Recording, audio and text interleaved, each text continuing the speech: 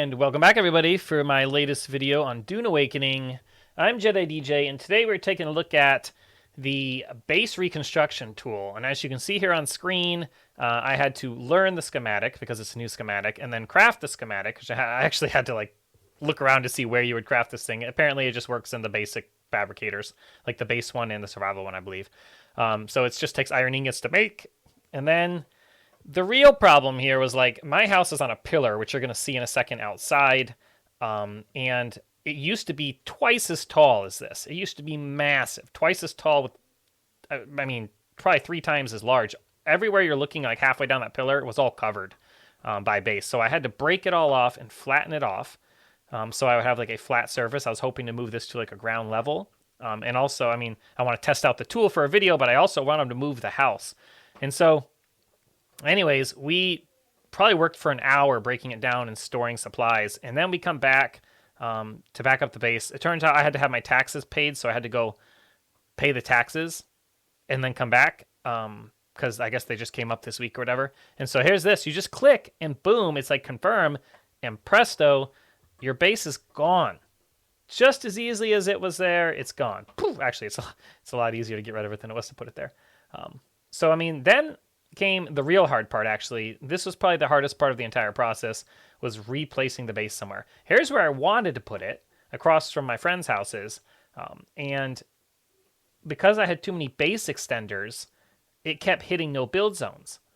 So that was probably the most challenging part, was I could go higher than the build zones, but then I didn't have anything to put it on. And again, I was trying to get away from a pillar. Then I tried having my friend carry me around for a bit. Tried rotating the building, tried placing it while being carried, tried placing it while walking on the ground, and then I even tried some other areas around this area and really had a lot of trouble trying to place this building. And truthfully, it was because of the extenders, not really the shape of the base as much as the extenders. And you can actually see in this video too that if you have nothing to set the base on, if you get it kind of lower to the ground, it'll put out all these yellow squares, which are structure supports, and automatically build them for you. So you don't have to worry about it being supported. See that right there? You can see the yellow squares. Those will just automatically build for free one time when you place it. Now, it's also worth noting there's a 7-day cooldown on this. So right here, it looks like I got the placement placed. All right, I finally found a spot that kind of worked. So now I have to step off to the side and just click confirm, and the entire base will build out. So let's just do that quick.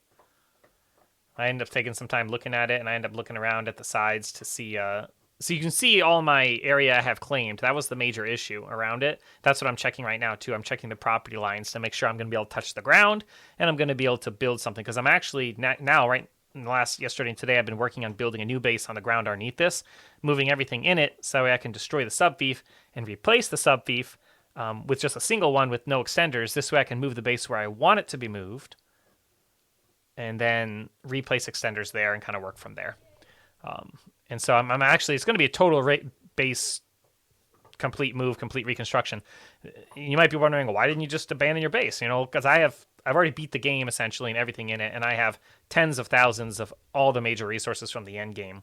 And there we go. We just place it, and there it goes. It's done.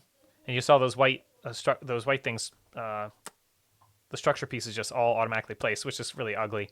So anyways, I'm going to be destroying the whole house, essentially moving everything into a tall rectangular square spire thing.